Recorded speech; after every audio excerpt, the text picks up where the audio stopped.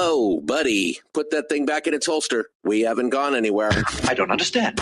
Check out the MichaelDukesShow.com for information on how to get access to the podcast. The Michael Dukes Show. I have 2 guns, one for each of you. Firearms Friday.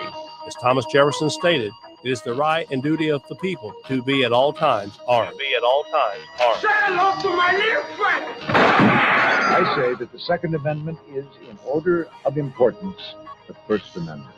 The right to keep and bear arms is the one right that allows rights to exist at all. The Michael Dukes Show. The right to keep and bear arms shall not be infringed. Firearms. From my cold, dead hands.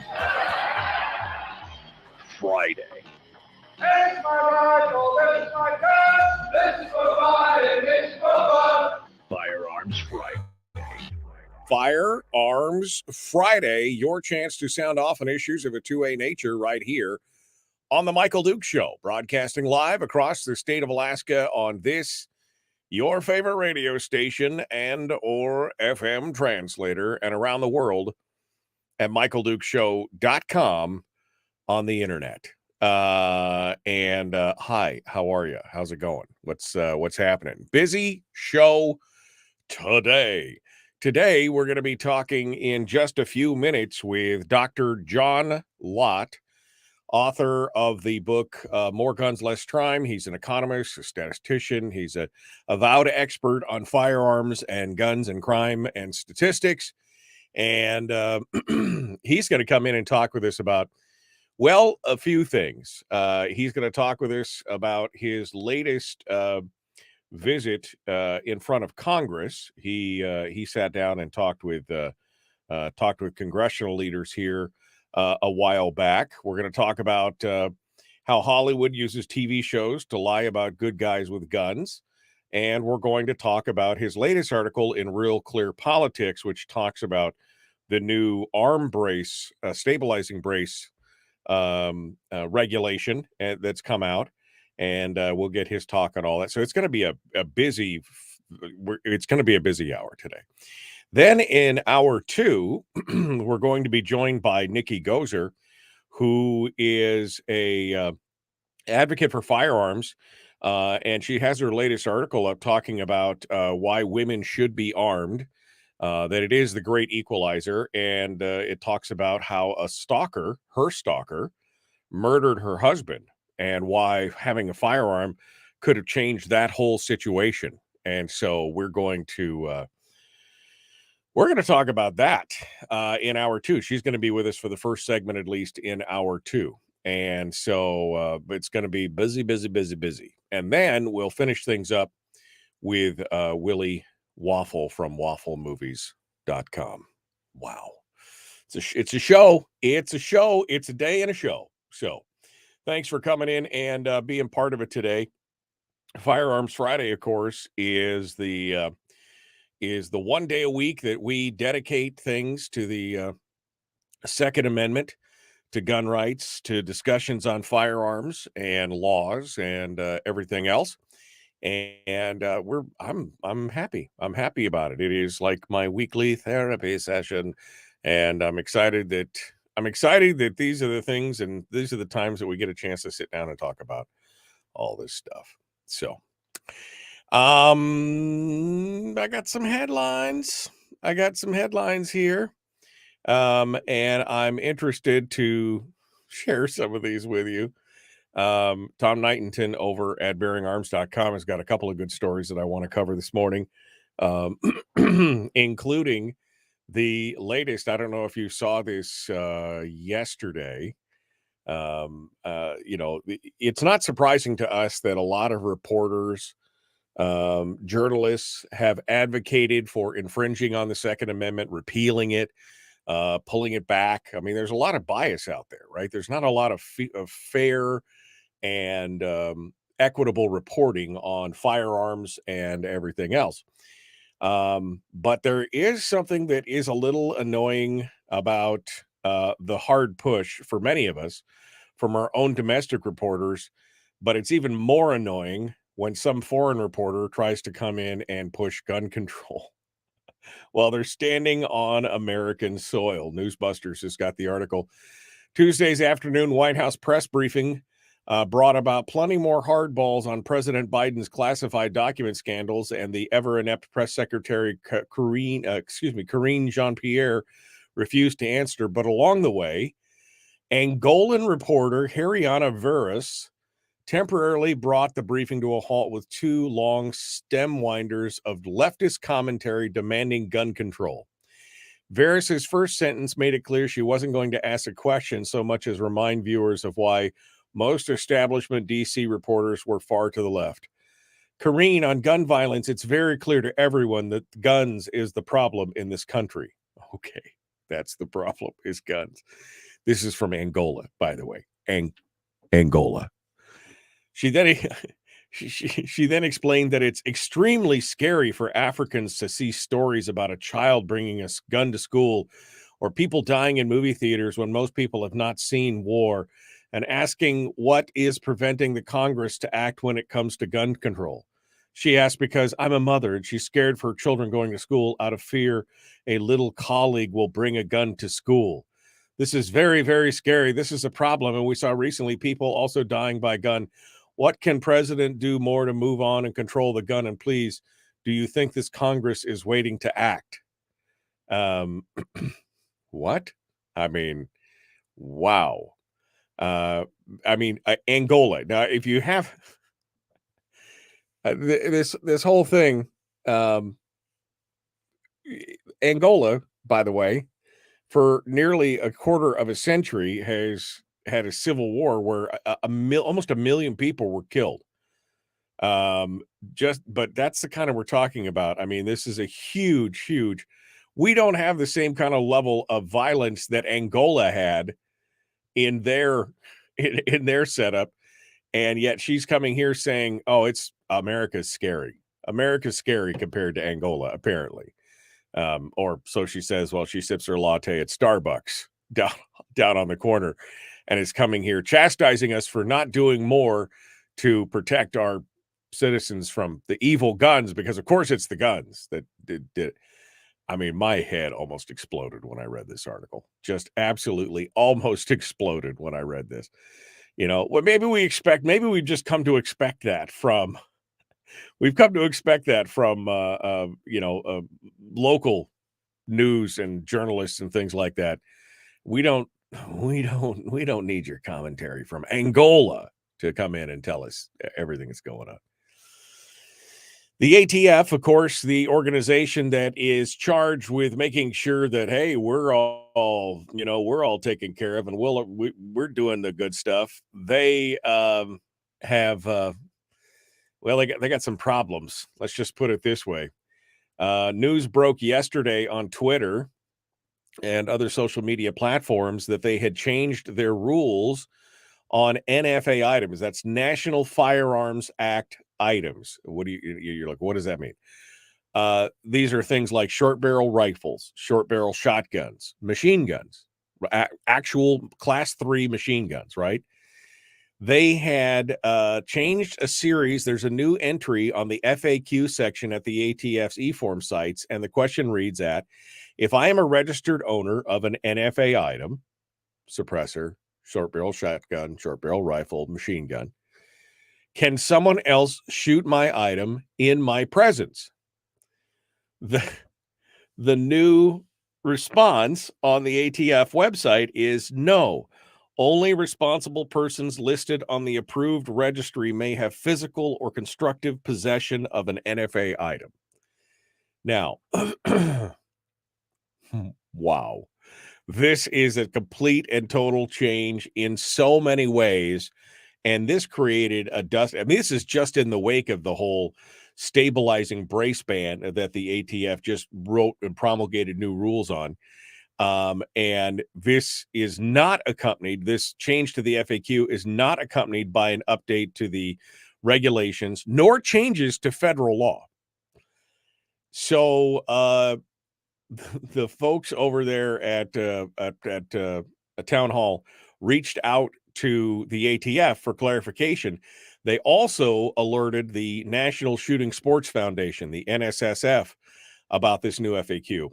Larry Keene, who is the Senior Vice President of Government and Legal Affairs at NSSF, reached out to the ATF for response, and the ATF response to NSSF, they still haven't responded to Town Hall or Bearing Arms, is as follows.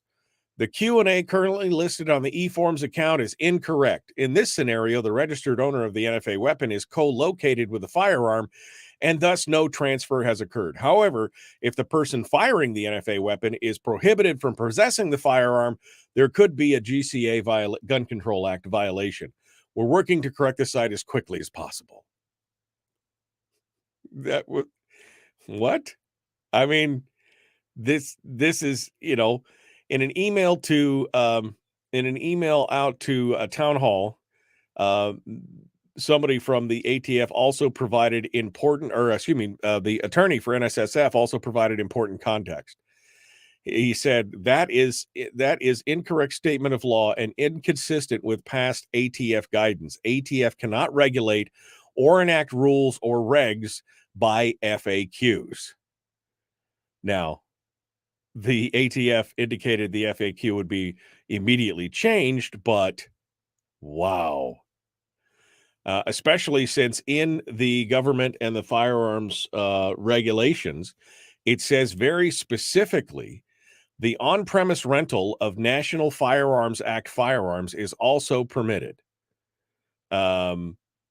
Of course, it does mention that if they're prohibited persons, that they must have reasonable cause to believe the person is prohibited. But I mean, this is right here in black and white in the law, and they're issuing guidance that is completely contrary to what the law actually says. Again, it's ruling by fiat, it's ruling by FAQ, it's ruling by rules and regulations that are not laws, but they have the force of laws. They have the force of as if Congress had gotten together and thrown a shindig and taken a vote, and that has the force of law. That's the whole thing on this stabilizing brace ruling. Remember, stabilizing braces were put into effect and were authorized and confirmed to be legal by the Obama administration. There were multiple letters, what they call decision letters, that said, oh, yes, your product is legal and lawful and go ahead. Multiple letters. And now, through an arbitrary change in regulation or arbitrary change in rules and regulations, they have made millions of Americans into potential felons. I can tell you right now, just like the bump stock ban, because they did this exactly the same way that the bump stock ban was done through a administrative and regulatory change, I think you'll see this one get struck down as well. Just like you're seeing the bump stock ban is in the process of being struck down. There's already been 2 federal courts that have ruled against it because it exceeds the ATF's authority. I think you're going to see the same thing happen here. Again, Brune, I think, is going to be the gift that just keep giving. We'll see what happens with that as we go through. All right, we got more coming up. We're going to jump into this here in just a second. Dr. John Lott will be joining us, and we will continue. It is your home for common sense, liberty-based, free-thinking radio, The Michael Dukes Show. We'll be back with more in just a moment. Don't go anywhere. We return right after this.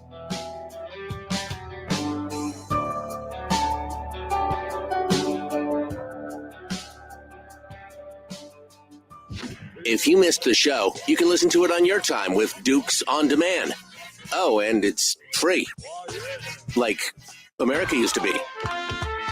Streaming live every weekday morning on Facebook Live and MichaelDukesShow.com.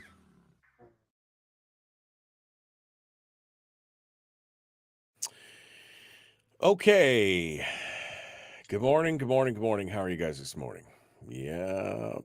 It's Friday. All right. Maybe she should move to England or Australia. They have gun control there. They're talking about the Angolan gal. Yeah, maybe that's what it's going to take. I don't know. It's crazy. All right. What have I got going on here? Okay. Just trying to. Okay. There we go. Okay. I was just trying to get all. This is what happens when you push the button that you're not supposed to push while you're live on the air. All right. Well, so anyway, hi, how are you guys? Are you guys ready for a big show?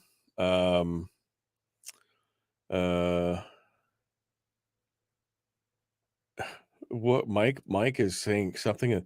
Here's a story that relates to today's subject as well as yesterday. I'm a disabled vet. I went to see a doctor about a medical problem. One of the questions on the paperwork I had to fill out prior to seeing the doctor was, do you regularly change the batteries in your smoke detector? I refused to answer that question. When the doctor demanded that I answer the question, I asked her, what difference would that make? Her answer was, if you're not responsible enough to change batteries in the smoke detector, I'm sorry, Mike, it cuts off the rest of the comment. I can't see it. So I'd love to hear what her full response was to that. I'd really love to know what her full response was. So if you can tell me what her full response was, there you go. Can they really screw things up anymore? Says Terry. Phew, hold my beer.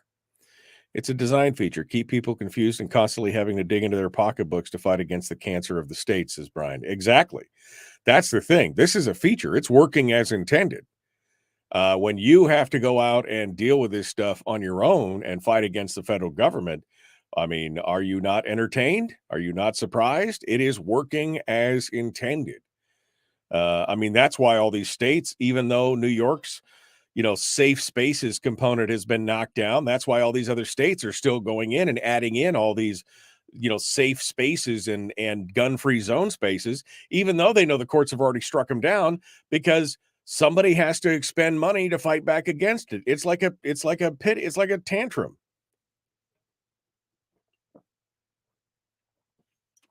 Okay. All right. Dr. Lott is going to be joining us here in just a minute. And we'll see if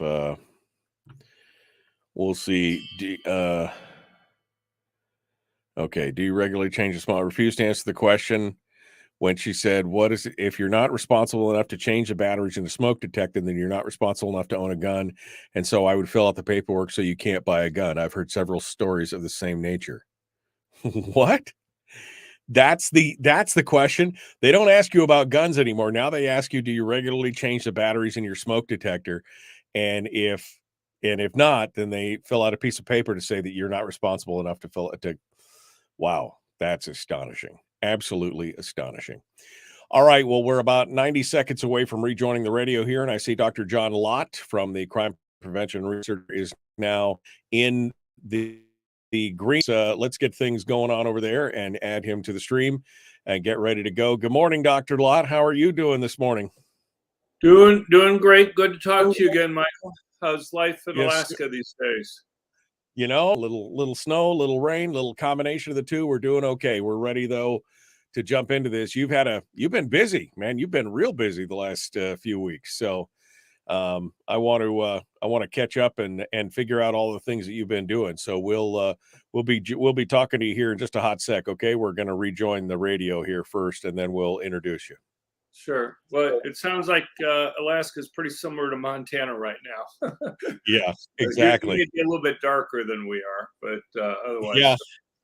It was kind of weird to have a summer rainstorm yesterday while there was mounds of snow and ice everywhere. It got a little slickery, but we'll live through it. It's still January. We've still got time to burn. All right, here we go. Hold the line. Dr. John Lott, our guest, The Michael Duke Show, common sense, liberty-based, free thinking radio.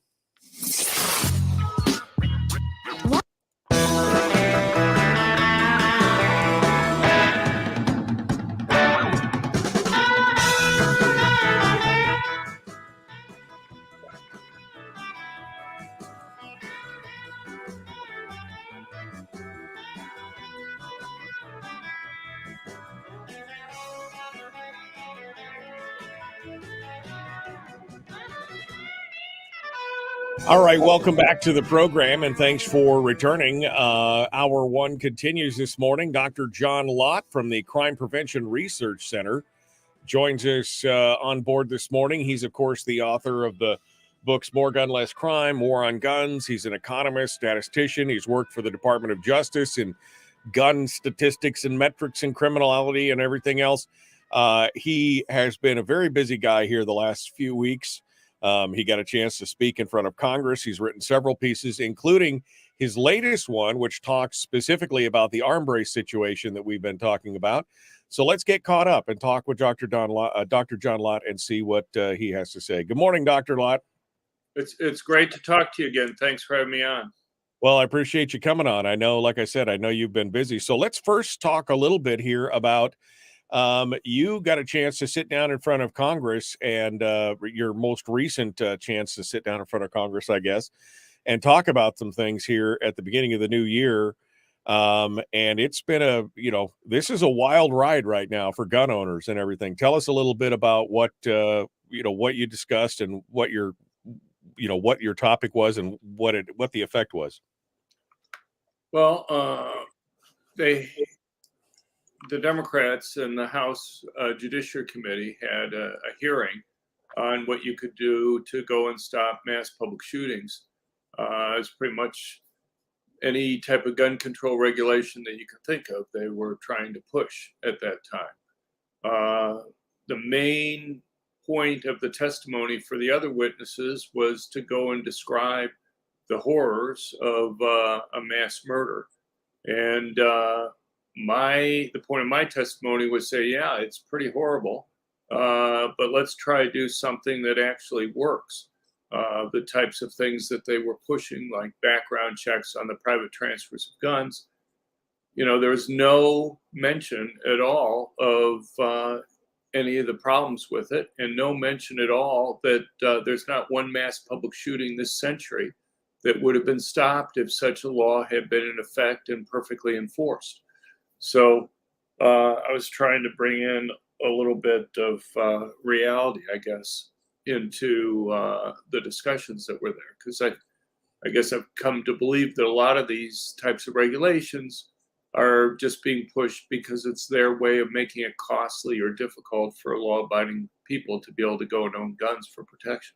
Right. Well, it seems like many times the arguments from the other side of the fence are mostly emotionally driven. We must do something is the answer, right? Even if the things that they're doing, or as you said, the laws or regulations that they're suggesting would have absolutely zero effect on any of the mass shootings that have happened recently. I mean, we've talked about things like, waiting periods, background checks, and everything else. And for most of these things, they would have made absolutely no difference and no change because the criminals either stole the guns or they had already owned them or they purchased them legally and they went through a background check. And again, all these other things about magazine sizes. And I mean, all of this stuff seems to be irrelevant. It just seems like it's the effective theater of doing something. Right. Well, I mean, I want to do something. I want to do something to stop these attacks, but I want to do something that's actually helpful. My concern is that while many of these things may have no effect, some of them actually have a pernicious effect.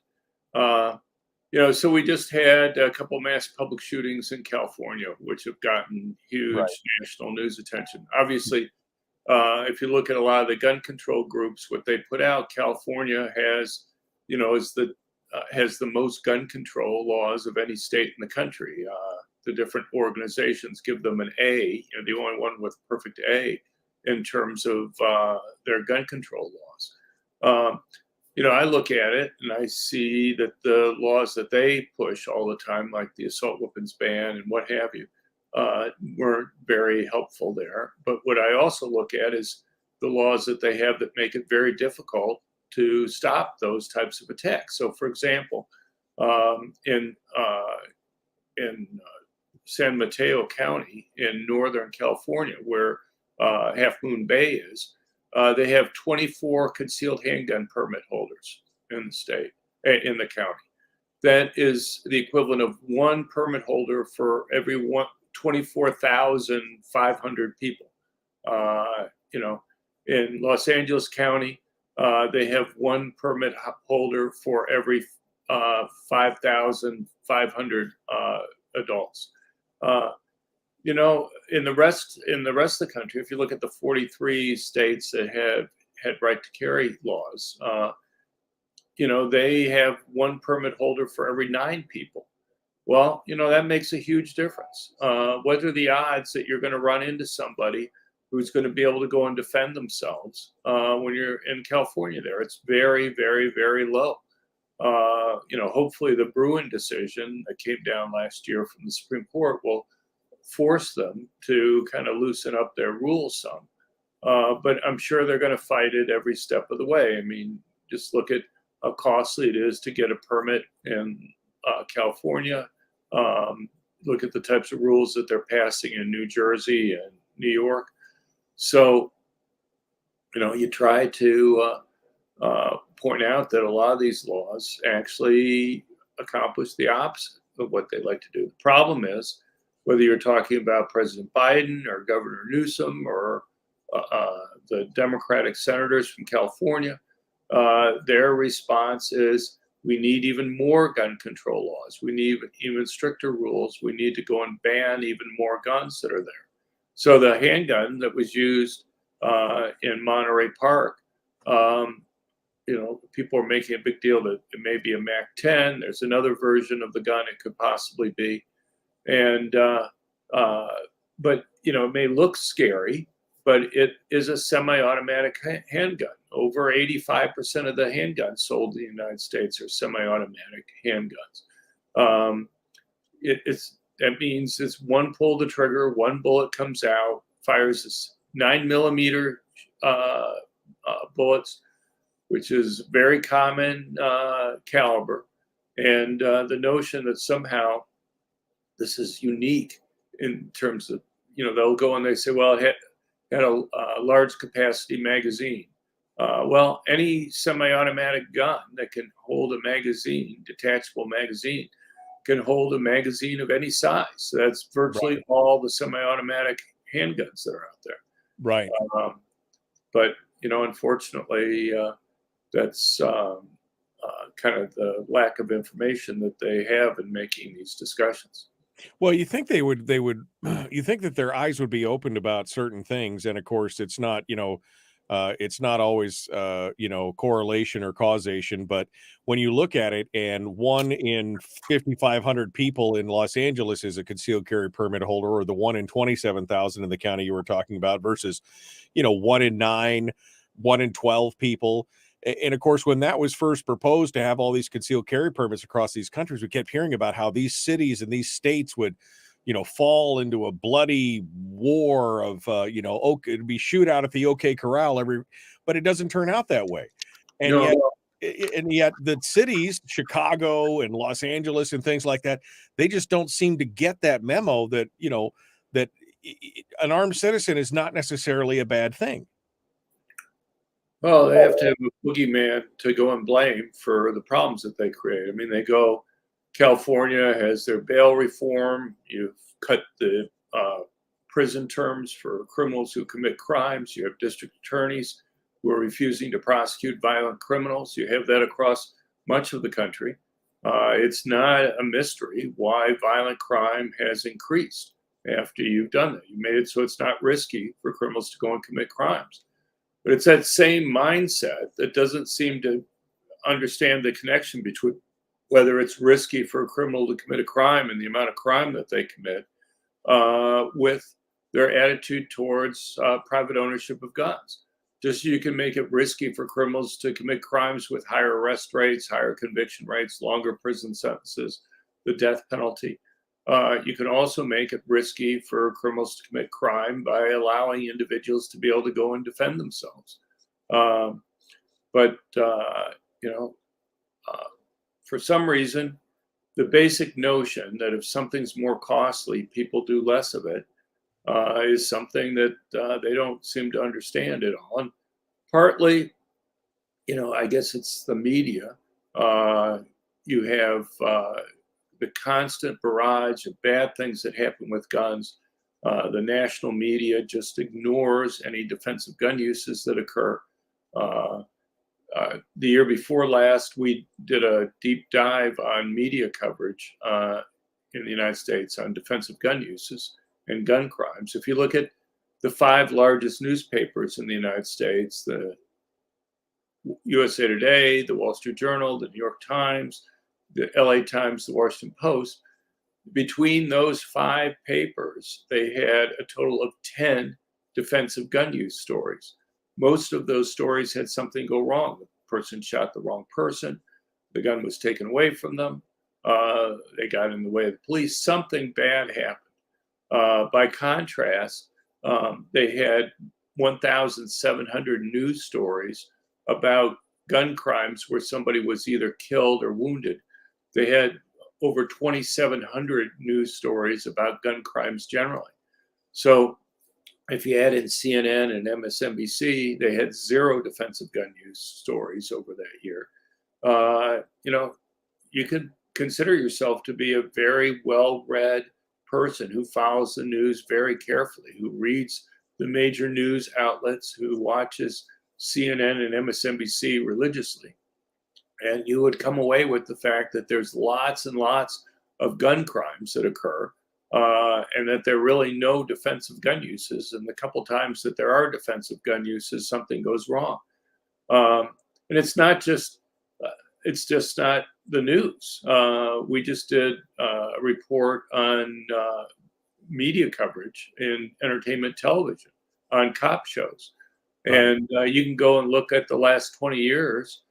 You will search virtually in vain to find any defensive gun uses that are successful on entertainment television. The only ones that I know of are 2 episodes of Paramount's Yellowstone. All the other ones, something goes wrong. Either the person shoots the wrong person, or the gun's taken away from them and used against them, or something goes wrong. And it's gone into kind of hyper gear with regard to concealed handgun permit holders over this current season. And I think that's because of the Bruin decision. It's very clear that the gun control groups work closely with producers and writers on these TV shows. And they want to go and show that whenever somebody uses a gun defensively, something goes wrong. And I think it makes a real impact on people's perceptions when you have millions of people watching these shows, and every single time that they're watching it, something goes wrong. Yeah, I think we've seen that. Dr. John Lott is our guest. We've talked about that in the past. I mean, when the president of NBC, this is 15 years ago, but he blatantly came out and said, we're going to tell stories that reinforce this idea of why gun control matters. That's when you knew that this whole thing was being used as a narrative to try and train and control people. I mean, defensive gun use in this country, even the most conservative estimates were, I think it was at the Harvard School, I think, that said 90,000 defensive gun uses a year, and some studies. The National Crime Victimization Survey. Yeah. So here's the deal on that. So there's basically 2 different types of surveys. There's the National Crime Victimization Survey, done by the Department of Justice. And then you have a lot of different types of academic and privately done surveys. The National Crime Victimization Survey shows about 100,000 or so defensive gun uses a year. The other surveys show on average about 2 million times a year. But there's a very simple explanation for the difference between the 2, and that has to do with what screening questions are used. Right. The National Crime Victimization Survey, you're first asked whether you've been a victim of violent crime. And only once you say you've been a victim do they go and they ask you any questions that might indicate whether you used a gun defensively or not. Right. In the other surveys, the screening question is, have you been threatened with you or somebody you've been with been threatened with a violent crime? And the difference is that if somebody uses a gun successfully, defensively, let's say they brandish a gun and the would-be criminal runs away, which is the vast majority of defensive gun uses, you may not view yourself as having become a victim of a violent crime. And so you may say you haven't been a victim, and you never then get to talk or be asked any questions about whether you used a gun defensively. Right. Well, and there's, like you said, there's shades of gray in there, because most defensive gun uses, it seems like a shot is never fired. The mere presence of a firearm in the hands of a law-abiding citizen stops the crime.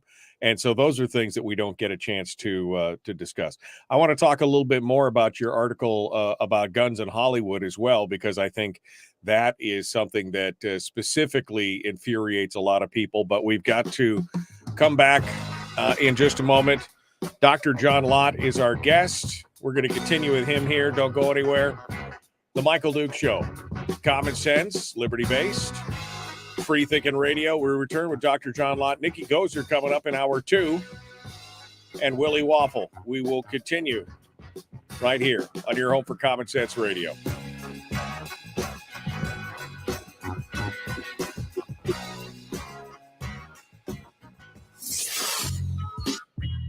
What is that? Common sense. Regularly heard on American radio. Michael Duke Show. Radio. All right, we're in the break right now with Dr. John Lott, author of many books, and also the president of the Crime Prevention Research Center. John, what else are you working on right now? What's the latest and greatest that people should be watching for from Dr. John Lott right now? What's happening? Well, we're updating our research on active shooting cases that are stopped by concealed carry permit holders. It's something we'll probably talk a little bit more about when we get back to the Hollywood bias on guns. But what I can say is one of the things that's been most amazing to me when I worked in Washington was how biased a lot of the government agencies seem to be in terms of how they put out data and collect data. So one of the things that got a lot of attention last year was the claim by the FBI that only about 4% of so-called active shooting cases are stopped by citizens with permanent concealed handguns. An active shooting case is a gun that's fired in public where not involving some other type of crime like a robbery or a gang fight over drug turf. It could be anything from one person being targeted and missed all the way up to a mass public shooting. When I worked at the Department of Justice up until January 2021, one of the tasks that I had was to go and look at those reports. And they're unbelievably badly done. They're missing all sorts of cases of people using guns defensively. So over the 8 years from 2014 to 2021, the FBI claims that there was only 11 defensive gun uses out of 252 cases. I think, and nobody needs to take my word because we have them on our website. We put them out there so people can check each case. I think there's 124 cases where people with permit concealed handguns have stopped attacks, and out of 360 active shooting cases. So basically the ones that they missed are ones where people use guns to stop attacks. And, so rather than 4%, I think it's 34%, but I didn't have the many millions of dollars to go and collect those cases. We literally did it on, a few $1,000s. Right. And what I will say is I'm more confident about the most recent data. And in 2021, for example, over 49% of the active shooting cases were stopped by citizens legally carrying a gun.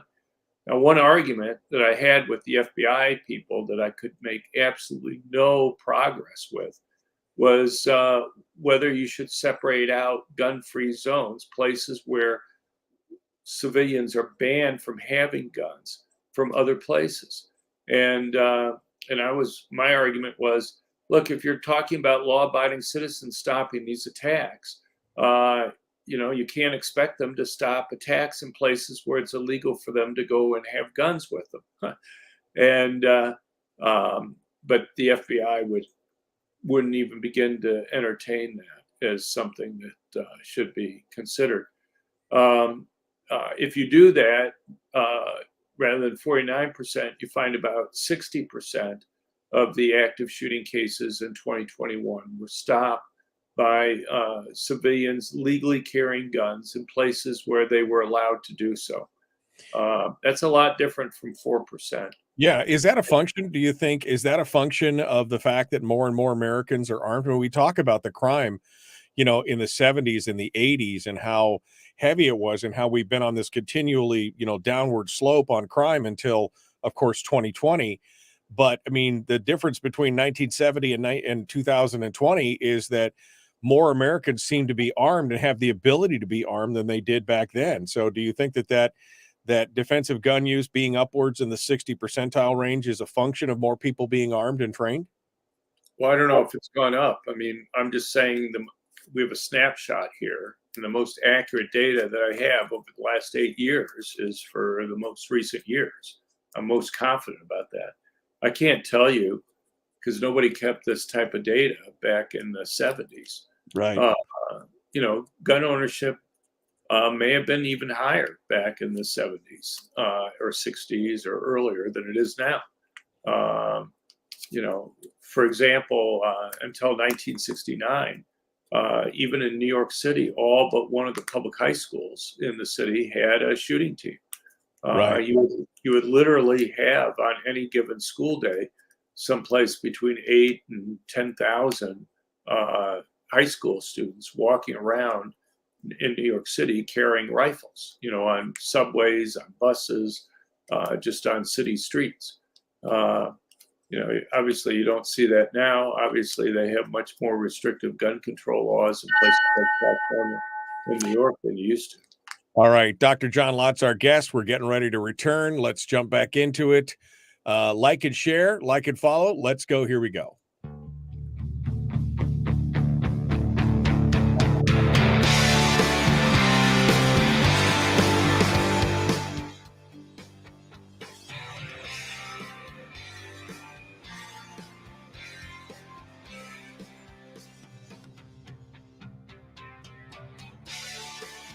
Continuing now with Dr. John Lott from the Crime Prevention Research Center, author of the book Gun Control Myths, War on Guns, More Guns, Less Crime, and of course, a recognized national expert on firearms and statistics. You wrote an article, and you and I have talked about many times in the past, the hypocrisy that we see coming out of Hollywood and on the silver screen and on TV and streaming now of Hollywood on the one hand, castigating and chastising people for wanting to be gun owners, and yet kind of glorifying this in their television programs and everything else. And you were just talking specifically about how the portrayal of gun owners or gun users in many of these things is as we either flub it or we're they're showing good guys with guns not doing the right thing or whatever. Give me a little background on this, and let's talk some more. Right. Well, I'm not sure I agree completely that they glorify guns. What I think is they glorify law enforcement or military or somebody like that using guns, not civilians using guns. And it's all pervasive that's there. You will constantly see news stories about something bad happening, not just news stories, but these entertainment shows. You can go to our website. We have a list of these types of cases there. And, you'll have the concealed carry permit holder shooting the wrong person or almost shooting the police or having the gun taken away from them or shooting a bystander accidentally. I think it has an impact on people's perceptions. That's the reason why they just constantly hit people over the head with this stuff on these TV shows.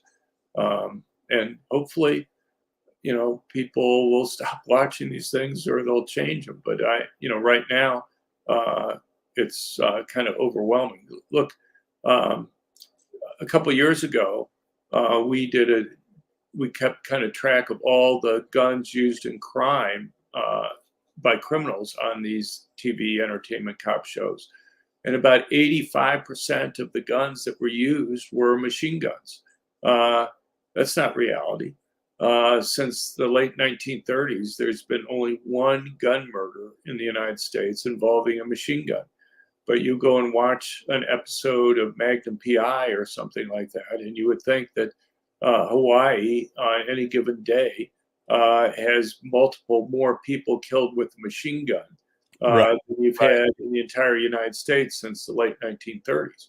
And right now, the media is kind of going in hyperdrive about concealed carry permit holders, trying to show the danger that they have. There was just a show this week on CBS's FBI where a man trying to be a hero at a bank ends up getting shot and interfering with the police at the same time. Just last week, there was an episode on ABC's The Rookie, which had virtually the same plot. You know, a police officer had urged this concealed carry permit holder not to get involved, to stand down, that she was waiting for other officers to arrive at the scene so that they could go and properly handle the situation.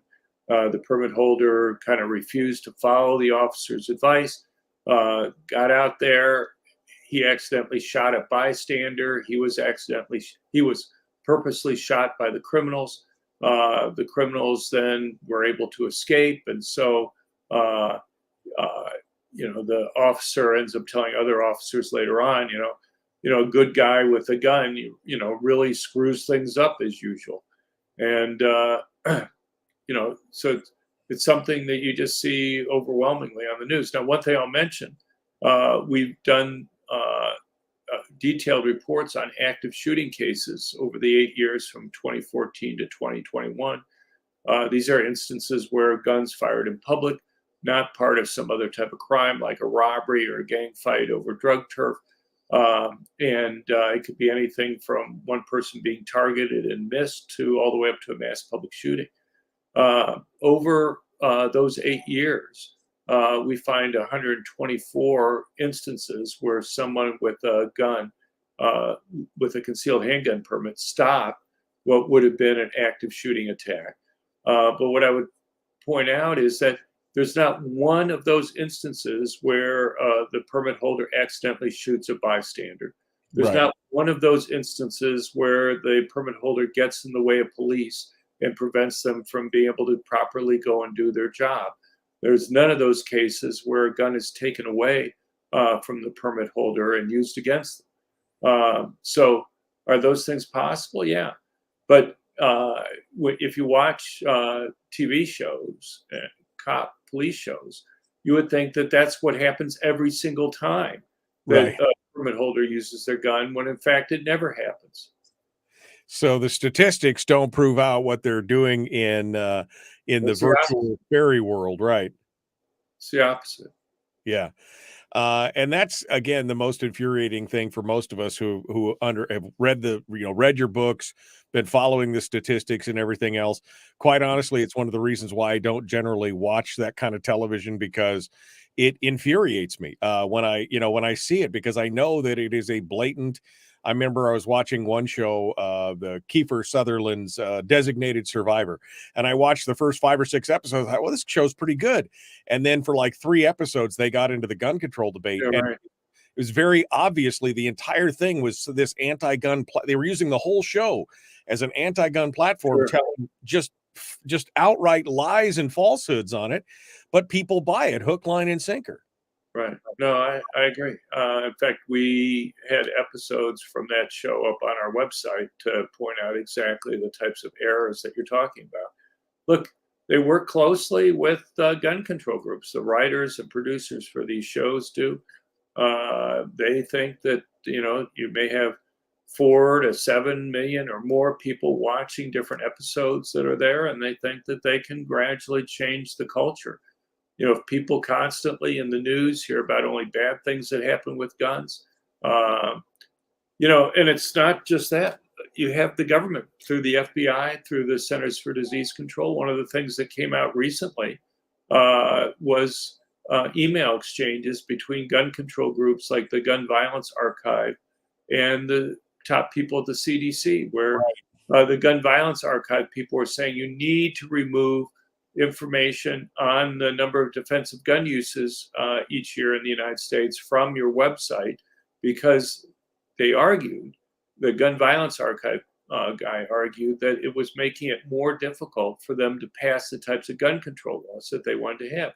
That's just a completely inappropriate argument for the CDC to be considering, whether or not data makes it harder or easier for gun control advocates like the Gun Violence Archive to go in and pass those laws. You know, but the Gun Violence Archive, just as an aside, is someplace that's just constantly cited in the news. You know, these claims about the number of mass shootings that occur over the course of a year, you know, where it's like one a day or whatever. That's from the Gun Violence Archive people. They have their own definition that goes and makes it much higher than it would be using anybody else's definition. But on top of that, the vast majority, you know, like 87% or so of the cases that they have are drug gangs fighting against each other over drug turf. I have no problem believing that that's a bad thing to happen, that you don't want drug gangs fighting against each other over drug turf. The problem is, what happens is that they mix it in with these other types of mass public shootings, like the ones we just had in California. And they don't separate them out. The causes and solutions for stopping drug gangs fighting against each other over drug turf are very, very different than going and stopping a mass public shooting. But what they'll do is, in the news, and President Biden does this constantly, they'll go and they'll say, you know, here we just had this case, this mass public shooting in California, and oh, by the way, there have been 31 of these so far this month. And that's, you know, they want to go and say, and by the way, there have been drug gangs fighting against each other X number of times this month. And, you know, they've been killing other drug gang members. You know, that would be different, but that's not the way it works. That's not how they got it going on. Dr. John Lott, More Guns, Less Crime, Crime Prevention Research Center. Thank you so much for coming on board today and joining us. We appreciate you being part of it today. Well, I appreciate you being there, Michael. People can find everything we're talking about at our website at crimeresearch.org, crimeresearch.org. We just went over the break there, so now we're into it. I'll give you any final thoughts for you today, Dr. Lott. We got a couple minutes here. I'll give you the fun. Bill in the chat room said that's why it's called, talking about television, that's why it's called programming, because it's trying to program you. That is funny. You know, right now, the interesting thing to me is how much people are pushing gun control around the country. I mean, you have California and Illinois and New York and New Jersey and Maryland, New Mexico, many states, Colorado, are pushing really strict, really bad gun control laws that are going to make it so that law-abiding citizens are going to find it much more difficult to be able to go and protect themselves and their families. There are lots of issues I can get into, but I think one of the big things about these gun control laws is how they disarm the very people who most likely need guns for self-defense. If my research convinces me of anything, there are two groups who benefit the most from owning guns. The people who are most likely victims of violent crime, and that overwhelmingly tends to be poor Blacks who live in high crime urban areas, and people who are relatively weaker physically, women and the elderly. You're almost always talking about a male criminal doing the attack, and when a man is attacking a woman, there's a much larger strength difference that exists there on average than when a man is attacking another man. I mean, this is going to be relevant when you talk to Nikki Goeser in a minute or two, because, you know, her work focuses on stalking type cases that are there. One of the shocking things to me is that when you read all the advice that women have been getting, is they're being told, change your name, quit your job, move in with relatives. If you go shopping, make sure you go shopping with a relative or a friend. They want them to completely alter their lives, lose jobs, and they're never told to be able to go and get a gun for protection, even though that's by far the safest course of action for them. But I'll let her go into all that stuff because Yeah. Well, it's fascinating, but again, you're right. That's exactly what they're told. Basically, we as citizens are told, don't fight, just comply, roll over and wet on yourself, and just let them do whatever they want, and then the justice system will get justice for you later on. But in many cases, it could be not just your property or your body that they want. They may want your life. right. You've got to learn to fight, and a firearm is the greatest equalizer that we have for that. Dr. John Lott, thank you so much. As always, it's a pleasure to speak with you. I've just posted a link to your latest article in Real Clear Politics, which we didn't get a chance to jump on, talking about the new safety stabilizer brace ruling and the disability and the veterans, which is another whole show, but we have talked about here recently. So we'll get you back on here, and we'll talk about it again in the future. Thank you for coming on board. Oh, no, thank you. Again, people can find more at our website at crimeresearch.org. But always happy to talk to you. It's been too long since we've talked last, but take care. We'll catch up with you here maybe next month. We'll catch up with you again. Thank you, Dr. Lott, for coming on board. Dr. John Lott, Crime Prevention Research Center. Again, crimeresearch.org is where you find him. I see that Nikki Goeser is now here in the green room, and so let's bring her up to talk with us about this stuff as well. Good morning, Nikki. How are you doing? Hi there. Good morning. I'm doing all right. Well, thanks for coming on board and talking with us. I appreciate it. We're in the commercial break right now. We're going to rejoin the radio here in about 2 minutes, and so we will we'll get to you there. And I don't want to have you repeat everything twice. So if you want to hold on just a second, I'll be right back to you. We'll put you back in the green room, and we will be ready to go here right in the next couple minutes. All right.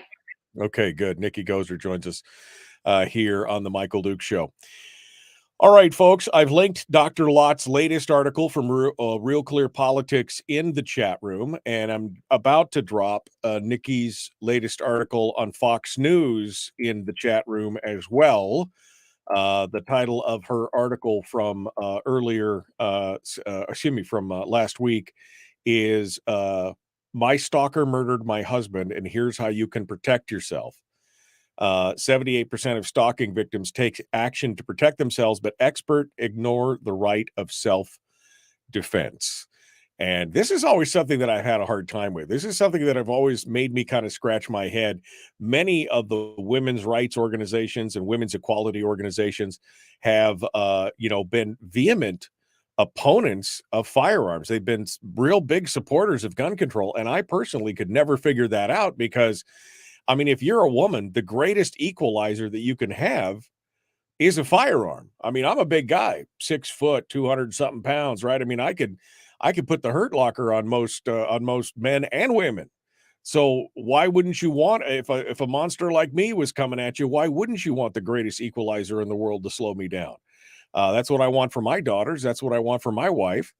It just never made sense to me why these organizations would be so vehemently anti-gun when, if you were looking for true equality, that would be the way to do it. Again, the best equalizer in the world. All right, we're coming up on it here. We've got just a minute before we're going to start the theme music for hour 2. Please don't forget to like and follow the show page on Facebook at facebook.com/Michael Duke Show. Don't forget to follow and ring the bell, subscribe and ring the bell on YouTube. We're still trying to get that YouTube number up so we can do some fun stuff over there on YouTube. We got to get 1,000 followers on YouTube. So make sure you share that and follow that out. And we're also on Twitch as well. So if you want to go out there and check it out, we're trying to spread some common sense to all those, I don't know, Gen Xers, Gen Zs, millennials, whoever they are out there on Twitch. All right, here we go. We're jumping back into it. Hour 2, dead ahead, the Michael Duke Show. Common Sense Radio.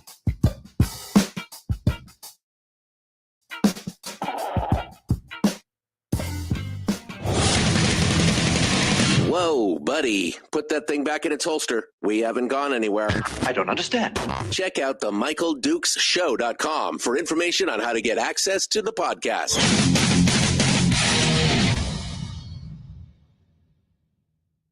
The Michael Dukes Show. I have 2 guns, one for each of you. Firearms Friday. As Thomas Jefferson stated, it is the right and duty of the people to be at all times armed. Say hello to my little friend. I say that the Second Amendment is, in order of importance, the First Amendment. The right to keep and bear arms is the one right that allows rights to exist at all. The Michael Dukes Show. The right to keep and bear arms shall not be infringed. Firearms From my cold, dead hands. Friday. This is my rifle, this is my gun, this is for fighting, this is for fun. Firearms Friday. Firearms Friday, that one day a week that we get a chance to discuss issues surrounding firearms, guns, the Second Amendment, so much more. It's really my favorite day of the week. I kind of like to think of it as my therapy session. I come in and for 2 hours we get a chance to kvetch and talk about all things related to guns and gun goodness and everything else. Today we're continuing on, busy show today. We're continuing on our discussions about firearms. We just finished up with Dr. John Lott from the Crime Prevention Research Center. Joining us now is our second guest of the day. It is Nikki Goeser, who is also over at the Crime Prevention Research Center, and she's the author of a book about stalking. This is kind of her wheelhouse and her forte because, as you know from her latest article, which is up on Fox News right now, the article title is "My Stalker Murdered My Husband, and Here's How You Can Protect Yourself." Bringing us that insight and wisdom is Nikki Goeser. Good morning, Nikki. How are you? Good morning, Michael. Thank you for having me on. I'm doing well. Well, I appreciate you coming on, especially on short notice, and thanks to Dr. Lott for plugging us in here and getting things together. This month is what? National Stalking Awareness Month, right?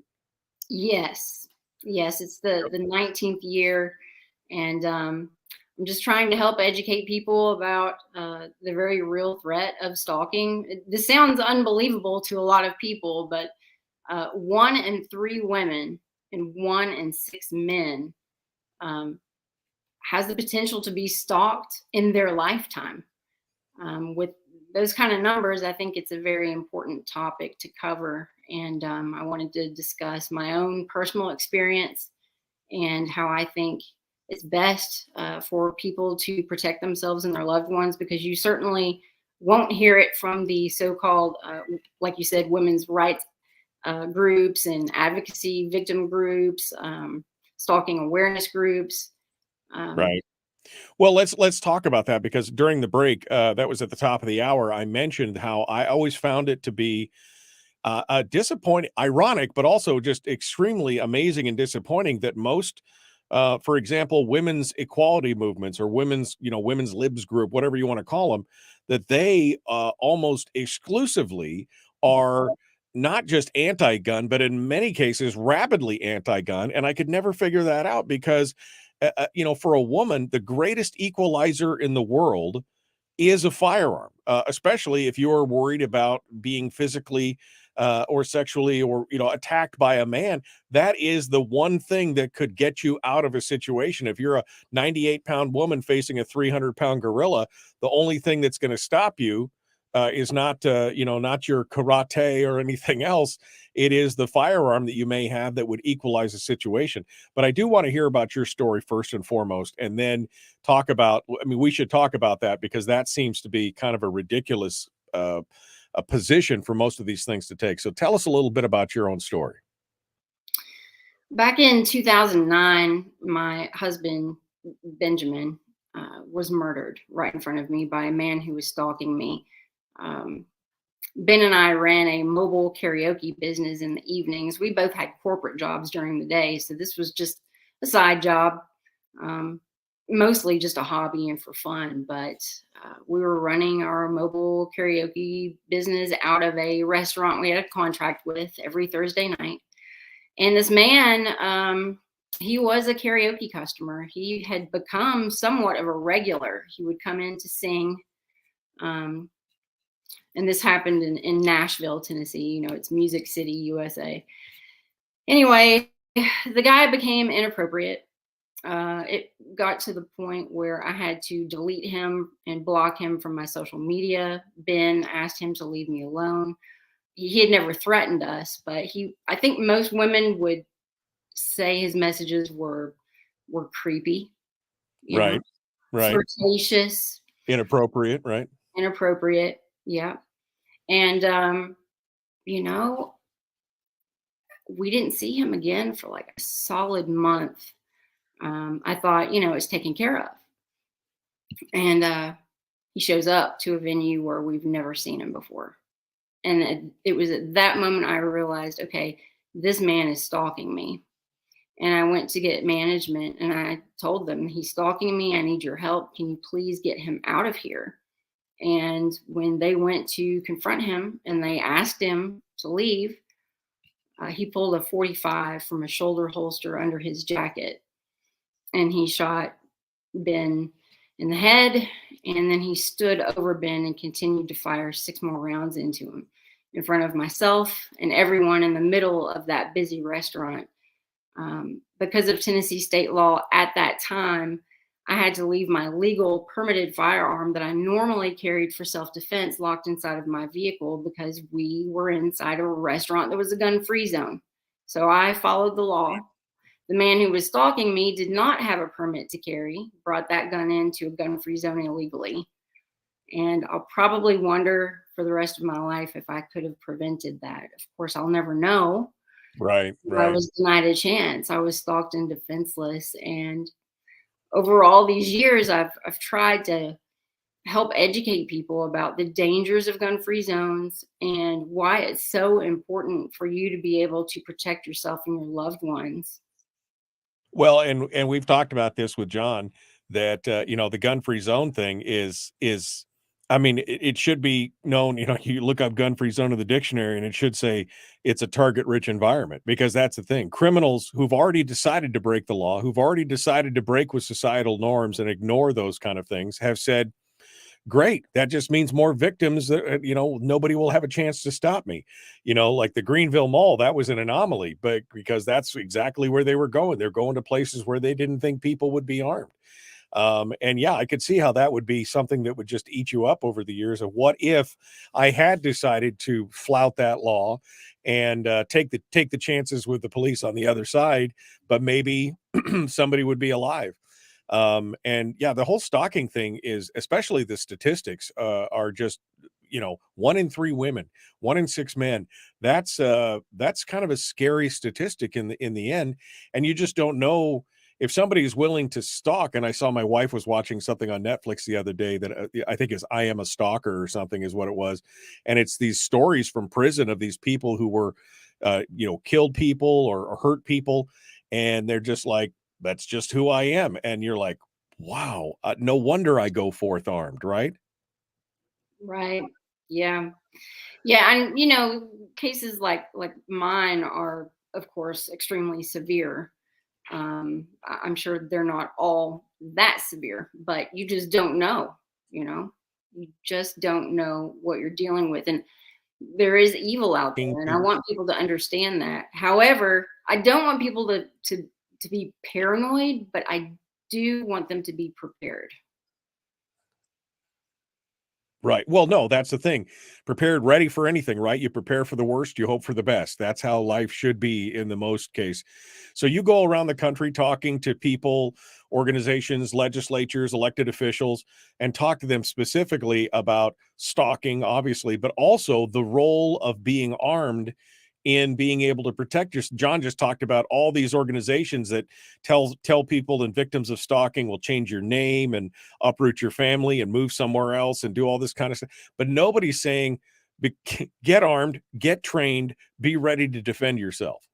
Right. And that's why I'm here, because as a victim of a violent crime, I felt like my voice was important. So often we hear from victims who are anti-gun, who believe that guns are evil. And I believe it's important as a victim to stand up and say, you know what? Guns are not evil. Guns are used every single day in this country to save innocent lives. And I believe in the basic human right of self-defense. And I believe as a victim, I don't want to see other people be victimized. And I want them to be able to protect themselves. All of these gun control laws, all they really do is impact good law-abiding people. Bad people, those who are evil with evil intent. Look, if someone is willing to murder or rape or, seriously assault people, well, they're already willing to break the law. So why would a gun control law affect them? They're going to do what they want to do anyway. Right.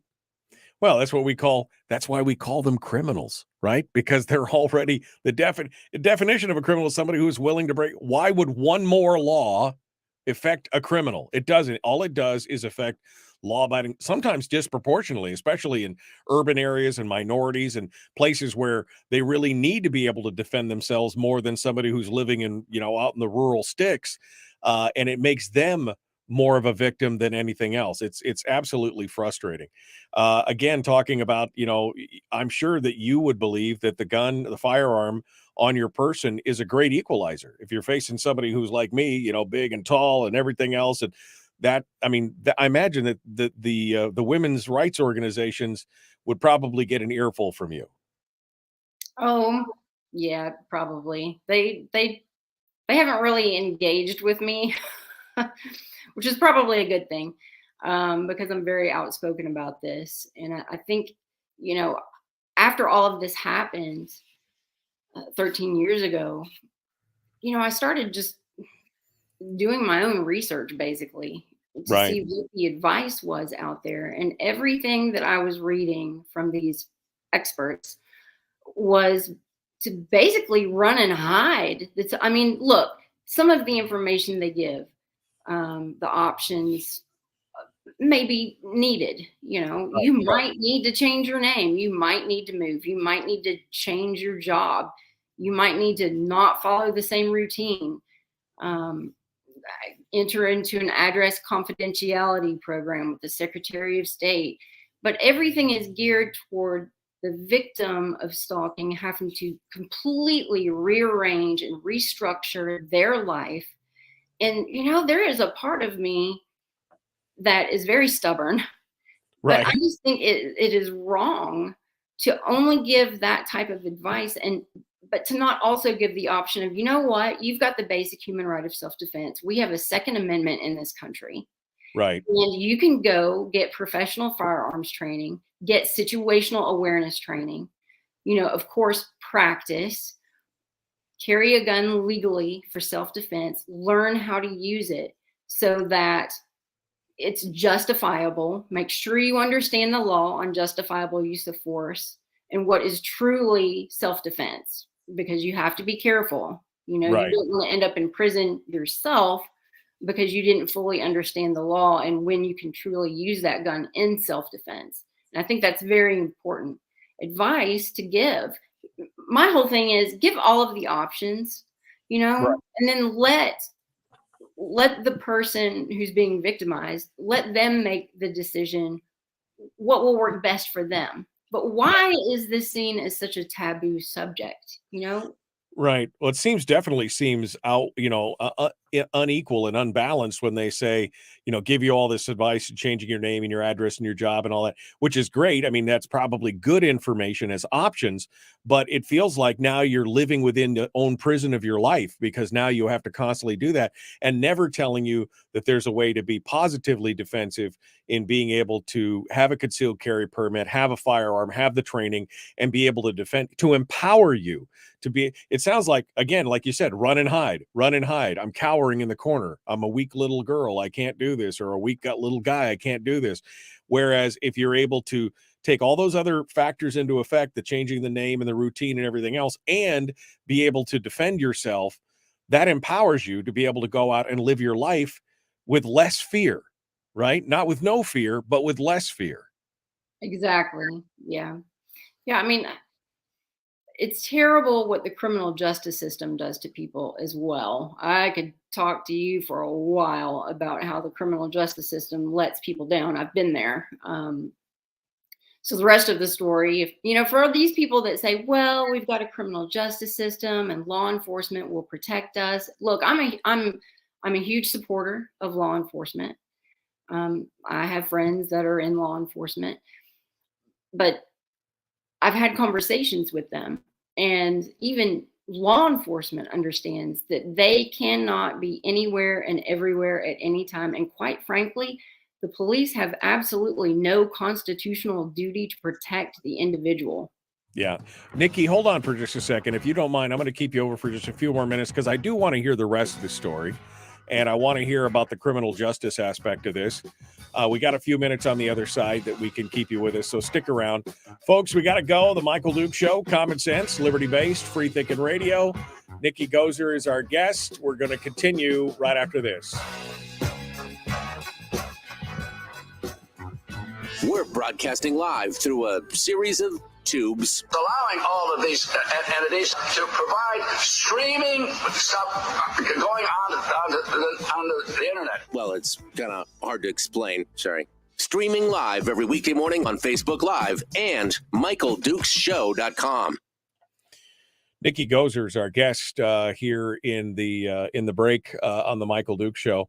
I want to get to the aftermath of the story here when we return to the airwaves. What's the reaction been, though, Nikki? What's the reaction been when you go out and you talk to these people or groups or whoever who've only been told the one side of the story, right? Who've only been told the side of run and hide, not the fight part, right? It's run, hide, fight. This is just run and hide, roll over, wet on yourself, do what you need to do, cower in the corner and don't make a sound so they don't see you kind of thing. When you tell them the fight part of it, what's the reaction? I'm just curious from the individuals and even from the organizations you're talking to. Well, I have to say, most of the places where I go speak, I often feel like I'm preaching to the choir. I actually would like more of an opportunity to speak to people that may have different views than myself. That's why I write these opinion pieces, and I try to get them out there in different media outlets, because I feel like it's important to reach a broader audience and really try to reach people who otherwise may not hear what I have to say. But mostly people agree with me. Of course, I'm mostly speaking to people that feel the same way that I do, but I have worked on an individual basis with some victims from across the country, and they agree. They don't hear this from these women's rights groups and victim right groups. Right. You're not hearing protect yourself. You might want to consider getting training and getting a firearm. I don't know why they don't put it out there as an option. I think it's irresponsible of them to not give that advice. People can decide for themselves what they want to do, but give it as an option along with everything else. And I've heard some people say, well, we don't want to be held responsible because we gave that advice. I'm like, so if a woman changes her name, which is the advice that you gave, and something bad happens to her, well, are you held responsible for that? It makes no sense. You told a woman to move and she still got hurt. Are you responsible for that? No. Give the options, and then they can decide, what will work best. Right. Well, and I think again from an empowerment standpoint, right? To make you feel safer, to do those things for a mental health aspect, right? Because being I've never been a stalking victim, but I can only put myself in their place and imagine that must be terrifying. It must be scary to have to look over your shoulder and do all these things and not know that you have the ability to defend yourself, versus you're still going around. You still have situational awareness. You're not walking around in a fog. The gun is not a laser shield or a totem that keeps you safe. But at least now you have that feeling of, well, at least I can at least I can defend myself. If the worst thing happens, I can at least have the ability to defend myself. Yeah, at least you would have a fighting chance. Right. But yeah, for anyone that thinks the criminal justice system will protect them, I'm here to tell you, no, it won't. This man. Well, don't tell us yet. Don't tell us yet, because we're about to jump the radio, and I want to hear this story, but I don't want to repeat it. Where could folks go to find out about you, about the stuff you're reading? I mean, I'm assuming you're writing stuff up for CPRC. Tell me a little bit about where folks can find you here. We got about a minute before we got to jump back on. Sure. You can go to our website. It's crimeresearch.org. And my website is stalkedanddefenseless.com. And then my book, Stalked and Defenseless, can be purchased online at Amazon and Barnes & Noble. And you've written the book, which tells the entire story of it and the aftermath, right? Yes. So gives people an idea of what it is to go through that.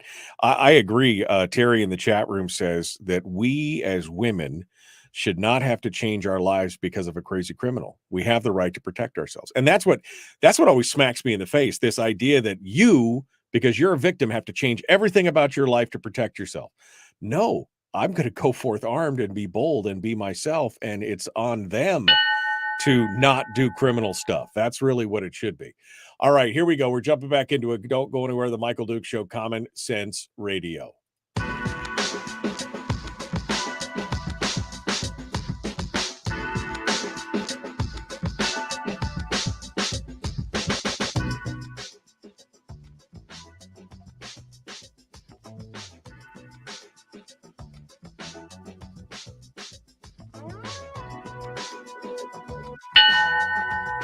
Oh, listen to that. It's time to fight. That's round one. Nikki Goeser is our guest from the Crime Prevention Research Center. She's here to tell us our story. She's got her latest article out on Fox News, which I posted links up into the chat room. And it's called My Stalker Murdered My Husband. Here's how you can protect yourself. And we were just getting to the part in the story where she talked about the actual event leading up to it, why she goes around and talks to different groups and people.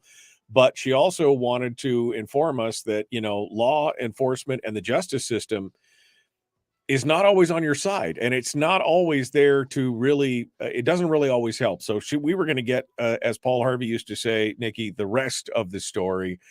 So tell us a little bit about, the justice and the law enforcement and the legal system, and what was the outcome of this whole thing?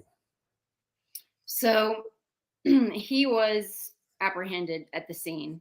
A United States Marine that just happened to be in the crowd at the restaurant tackled him. He had already put the gun back in his holster and started to walk out, like he was just going to walk out and no one would know that he was the shooter. And that Marine tackled him, and then about 4 or 5 other men jumped on top of him as well. They disarmed him and held him until the police came, which I've been told the police arrived within 3 minutes of the 911 call, which is extremely fast. Oh, yeah. However, I can tell you that when it's happening to yourself or your loved one, it seems like an eternity. And of course, he went to trial. It took 3 years to go to trial. And of course, they brought in mental health experts and they tried for the insanity defense. It was a bench trial, no jury, judge only.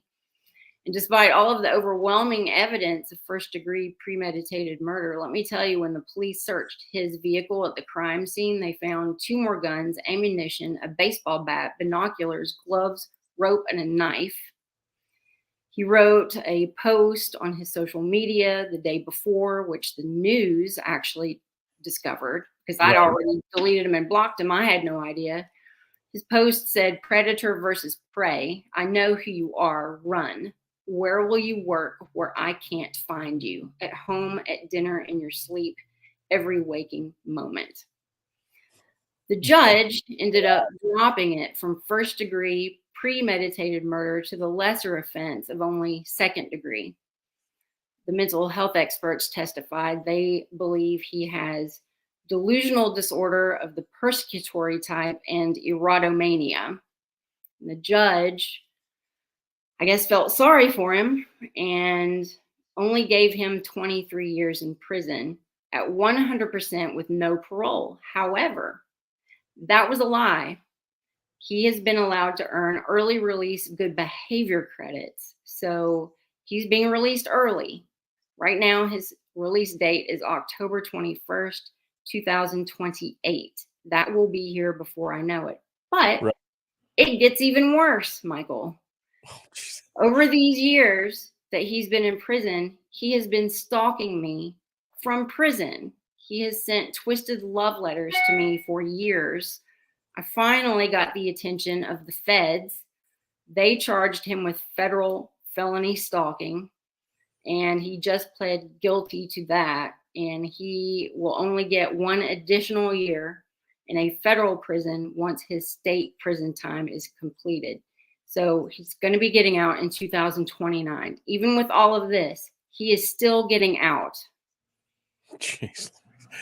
Yeah, I mean, I can see how this. I mean, again, you got a restaurant full of people that witnessed him shoot your husband in the head. That to me would seem that would be a pretty slam dunk deal, regardless of what his mental condition was or anything else. He's obviously a danger to society. Oh, it was on security video. There were cameras everywhere. It was on film. They played it in the courtroom. Oh man, I can't imagine. This is just insanity. So horrific. I agree. So horrific. And how happy I am, how brave you are for being able to tell this story. I can't imagine that it's been easy, but to take that pain and to use it to try and prevent something like this happening to somebody else is the ultimate of selflessness, in my opinion. And I appreciate that. Yeah, I think that, this was my comment, for example, in the Greenville Mall shooting, when the Good Samaritan stood up and stopped the active shooter, even though it was a gun-free zone, it was a posted thing and everything else. And my whole inclination was, well, better to be judged by 12 than carried by 6, right? I'd rather have to face a jury for illegally bringing a weapon into some place and being able to defend myself and actually being able to be on trial. That would be a plus, rather than be shot dead because I was unable to defend myself. And this is that same kind of situation where the ladies who are being stalked, I mean, I personally don't even care if there's a concealed carry law or not. If it was my wife or my daughter or my friend, I would tell them you should carry no matter what, because you would rather have to face the consequences of that instead of having no consequences at all because you're dead, or somebody you love is dead, right? Well, you also think about it, Michael, all the places that are gun-free zones. Let's say you've got a female friend who's being stalked, and she legitimately is very, very concerned. So she's carrying a legal handgun. She's been trained to use it, but she's got to go mail a package or go pick something up at the post office. Right. That's against federal law. You can't have a firearm on that property.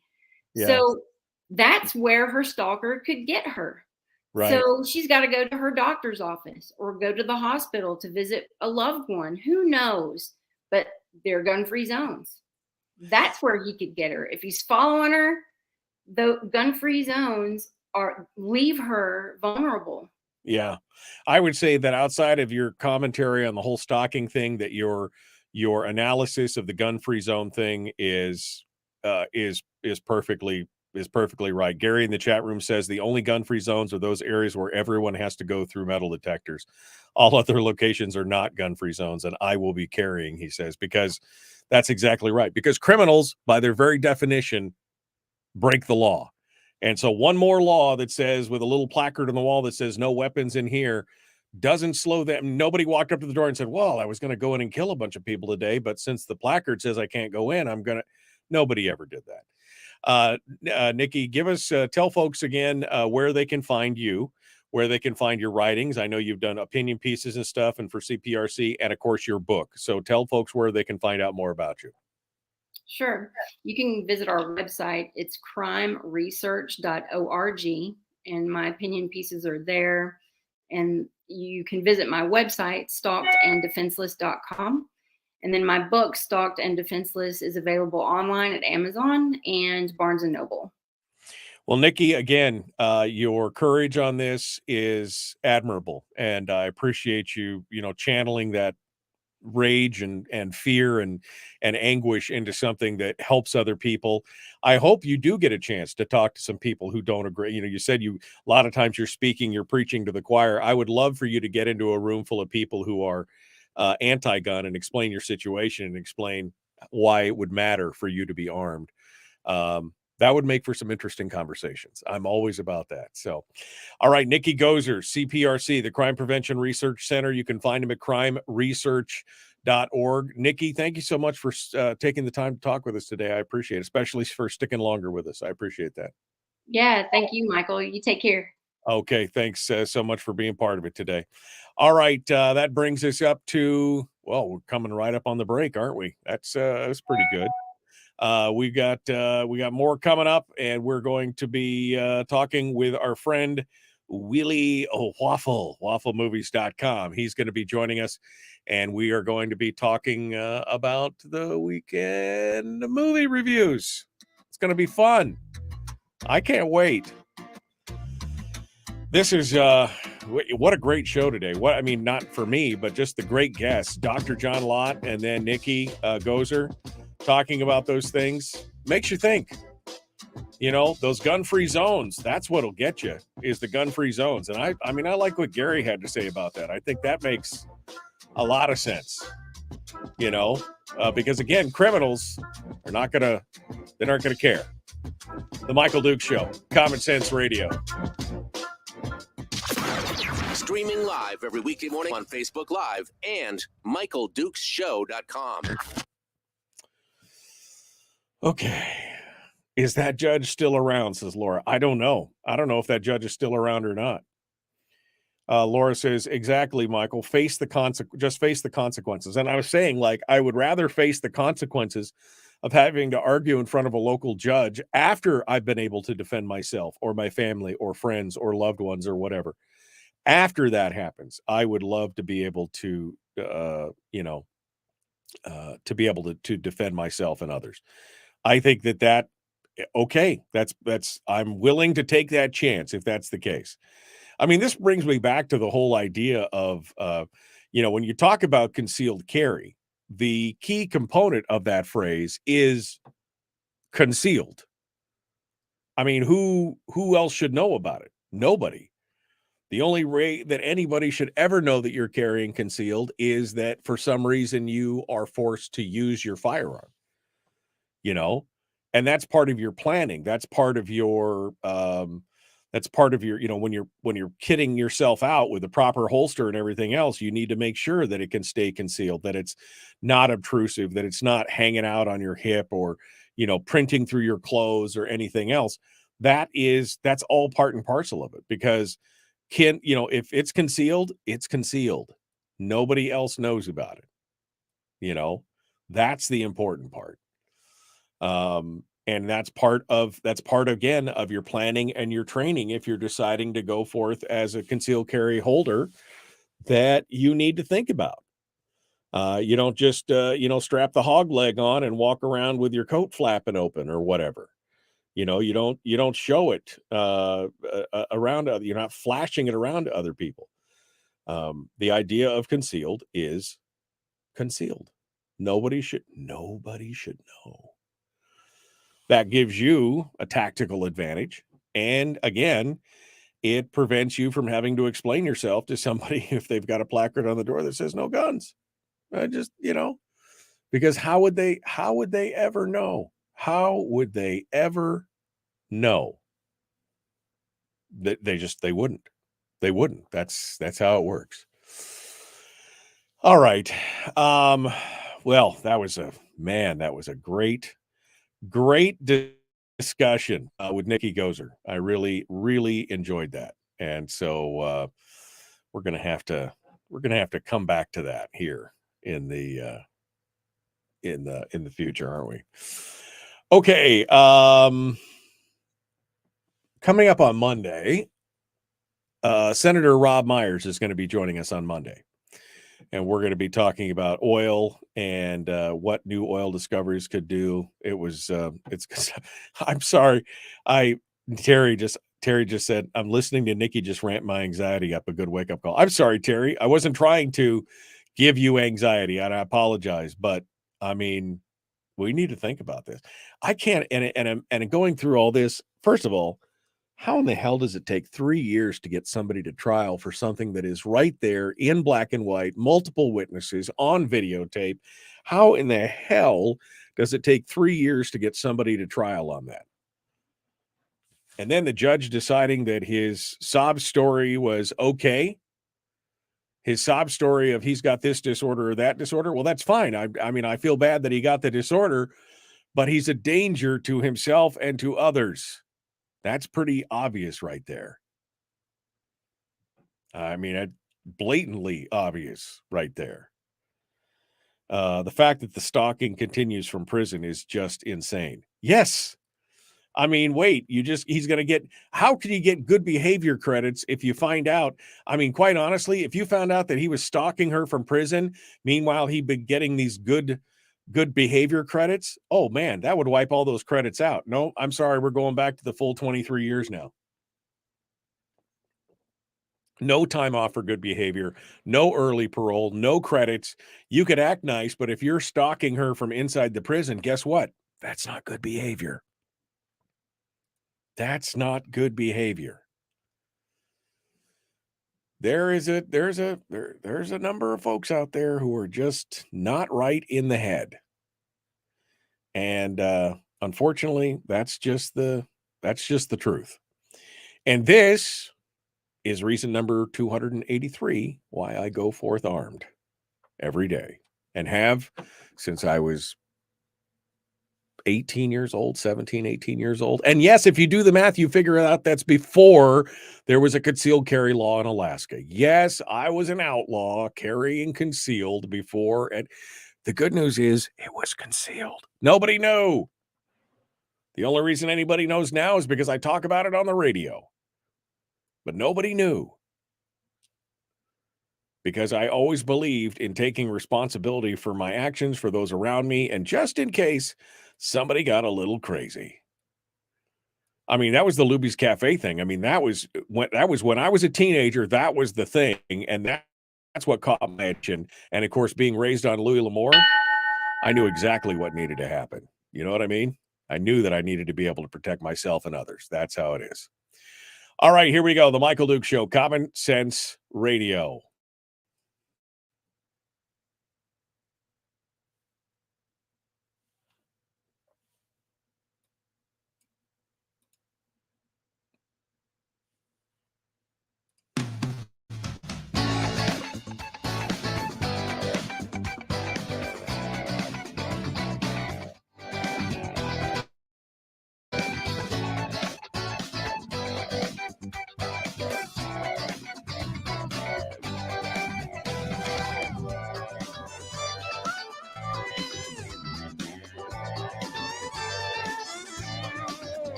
Well, I don't know what's going on with Willie, but I can't hear him. Hold on a second here. Trying to figure out what is going on here. Yeah, I don't know. Something broke. Hold on a second here. I'm trying to see if I can get him on. Over here. Willie, are you here? Can you hear me? No? Yes? No? Okay, man. I can hear him in my headset, but it's not coming. All right. You know what? Thank you, Willie. Yes, I will talk to you. Yes. Willie Waffle, movies.com. I guess we're not talking about the movies this week. Oh, man. What a hot mess that was, huh? Dang. I don't know what's going on there. But I guess it's just you and me now for the remainder of the hour, since Willie said, hey, he's got something else to do. If we can't get it fixed, can he go? All right, he's going. Bye, Willie. Have a good day.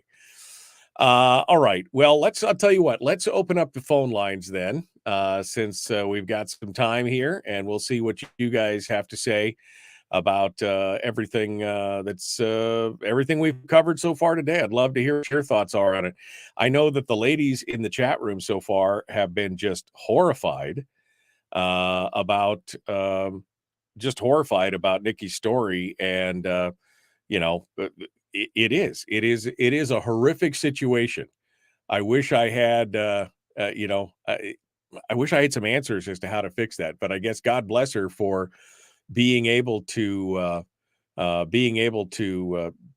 to channel that anguish and the rage and everything else, and being able to come in and make something positive out of it, to write the book, to talk to ladies groups, to help other victims of stalking. I think that is a prime thing to do, and I'm very excited for her to be part of the program today. All right, number to call if you want to sound off this morning is 907-433-3150. 907-433-3150. And a little disappointed here that my phones are not working properly, as well as something else. How about this? Let's see if we can get that to. Welcome to the conferencing service. Hey, look at that. That worked out right. That worked out right good right there. So now we have the phone lines open, and we're ready to take your phone All calls. participants are muted. Thank you, Cecilia. And let's get into this, and we'll take some phone calls and see what you guys have to say. 907-433-3150. 907-433-3150. We've got one call on hold, and we'll finish things up here on Firearms Friday, the next 10 minutes or so, with just you and me going over it and talking about all the things that you might want to talk about on this glorious Firearms Friday. Let's go over here. Good morning. Who's this? Where are you calling from? Morning, Michael. It's Fred. Rhode Island. How you been? Hey, Fred. What's on your mind, my friend? Great show today. Too bad about Willie, but I guess that's the way it goes sometimes. That's how it happens. The reason why I'm calling is, this whole thing with, the gun control groups and the influence over the media. Apparently, it's more than just the media. I mean, it's all throughout judicial system and the government and this and that, and especially politics. I mean, it's kind of like their mainstay. But apparently, the gun control groups, they have a secret agenda, and as you can probably imagine. And and the thing is, though, the secret agenda is not well understood. What their main goal is, and I believe it has a lot to do with globalism, has a lot to do with influence of certain individuals with more money than brains, if they have any brains at all. And it's maybe financially they're wizards, but when it comes to social issues, they're a walking, talking disaster in a three-piece suit. It's just terrible.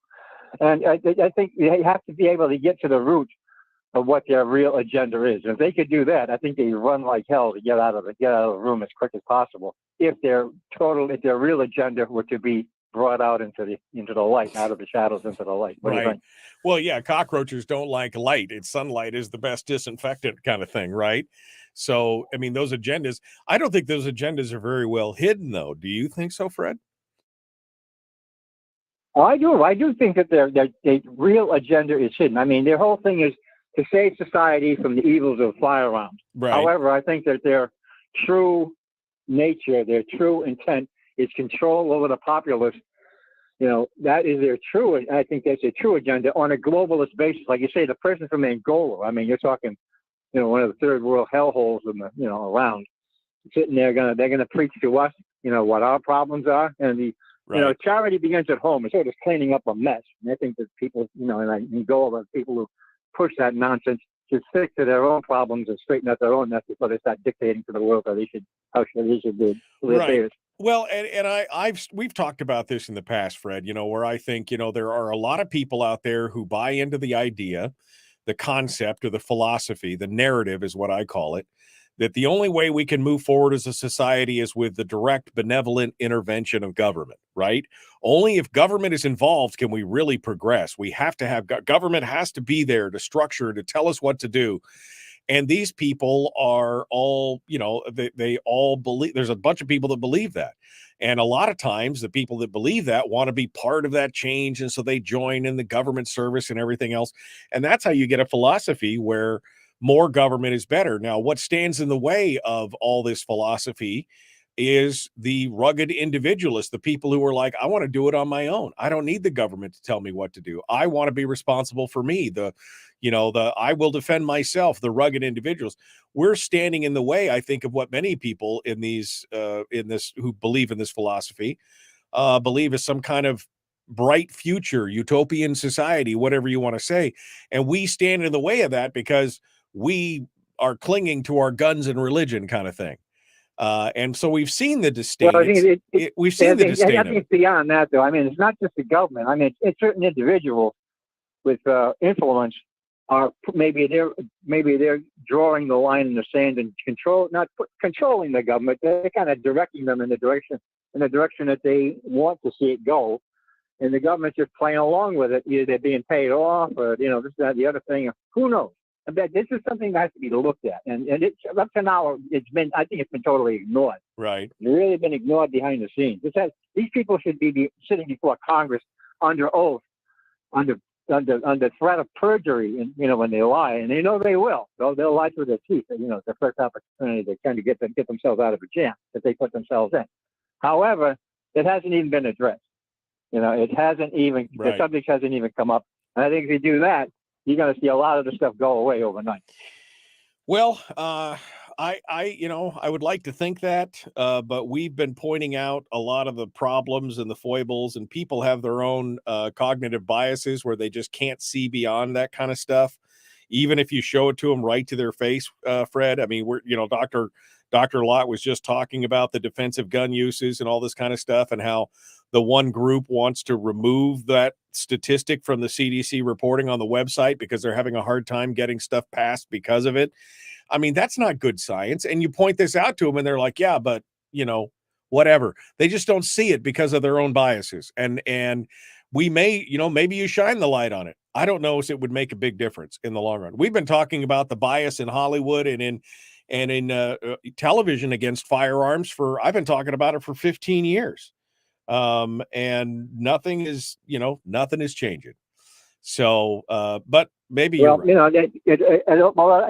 boils down to right back to the basis of what I was talking about. It's certain individuals with a lot of clout and a lot of money who drive on the bus or want to drive the bus, and putting the direction in place, and the government goes along with it. Yeah. Whether it be individuals from communist China or Russia or the European Union or globalists or Soros or Bloomberg or a whole bunch of other people with influence and power, Gates, with that kind of clout, right? Who's sitting there and putting forward. They're driving Hollywood. They're driving government. They're driving judges. They're driving judicial system. They're driving all kinds of things. They got their moles in everywhere. And until it comes out in the wash, it's only going to get worse. Well, thank you, Fred. Thanks for calling in today from Rhode Island. Appreciate you sitting out there, and have a great week, okay? You too, Michael. Take care. All right, thanks. 907-433-3150 if you'd like to sound off. I had another line on hold, but they didn't hang out there for us for a minute while we finished up with Fred. If you'd like to sound off on anything we talked about today, I'd love to hear what you have to say, especially if you're a woman and you just listened to what Nikki Goeser had to say, your thoughts on that, and more. I just, some of the ladies in the chat room, Terry just said, listening to Nikki ramped up my anxiety, but I think she would add a but in there, but it was a good wake-up call. It does ramp up your anxiety when you realize that you've got somebody out there who is certifiably crazy and is fixated on you. And now what is your choice? Your choice, according to everybody else, is to change your name, move to another town, change your job, hide from the world. And that is not good advice, in my opinion.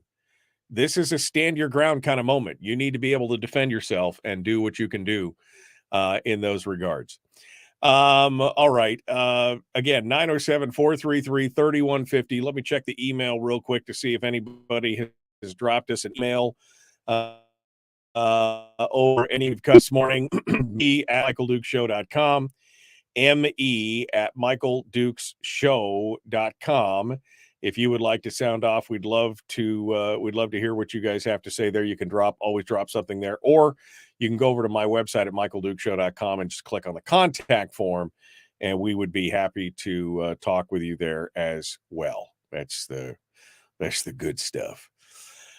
All right. Well, Willie, not here today. So, I mean, let me tell you what I'm excited about, and I'm currently working on The Walking Dead, finishing that up, which is, I mean, that is kind of it's Terry gets mad at me because I start yelling at the show on the screen, like, that's not what you should do. But it's, we're into the second to last season now, so we'll have the full rundown on that.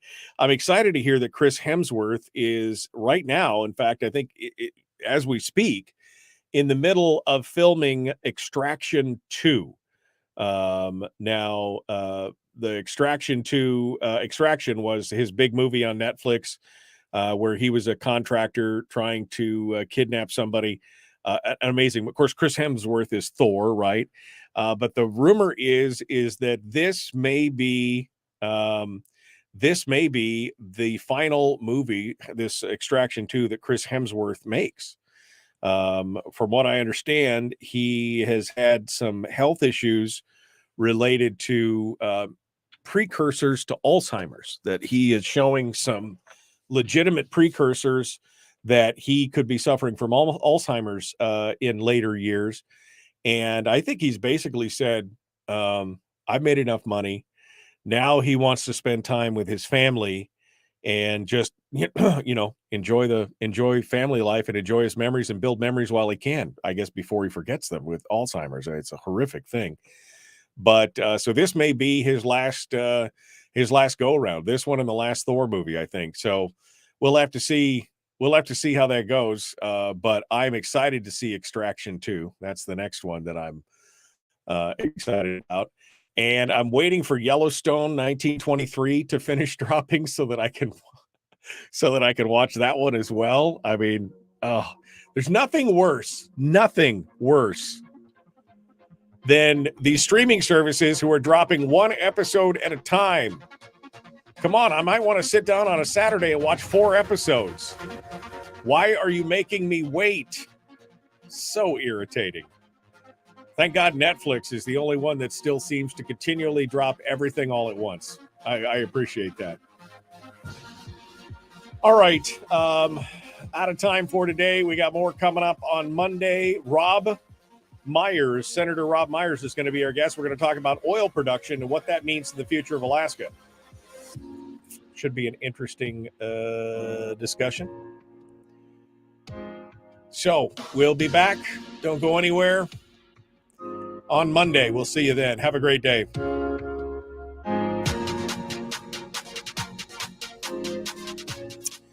Oh, I'm pissed off, man. I can't believe it. I got all this new technology and everything works fine, and then one day something just breaks and doesn't work. I was able to figure out the phones quickly, but I couldn't get Willie doesn't call in on the regular phone lines, and it doesn't matter. It doesn't even matter. Don't even care at this point. It's Friday, and I'm ready to just throw my hands up anyway. I've lost all my Christmas spirit. All that Christmas spirit that I saved up. Lost it all already. 3rd week of January. All right. Well, I'm going to go do the rest of my day. You folks have a good one. We will see you on Monday. Enjoy yourself. Be safe. Be kind. Love one another. Live well. All that kind of stuff. We'll see you then.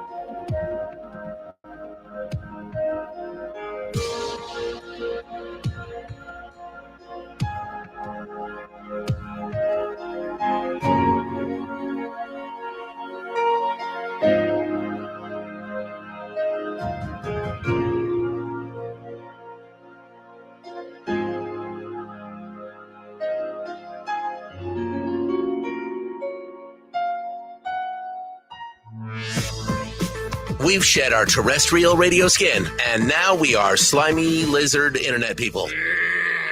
It's the Michael Duke Show.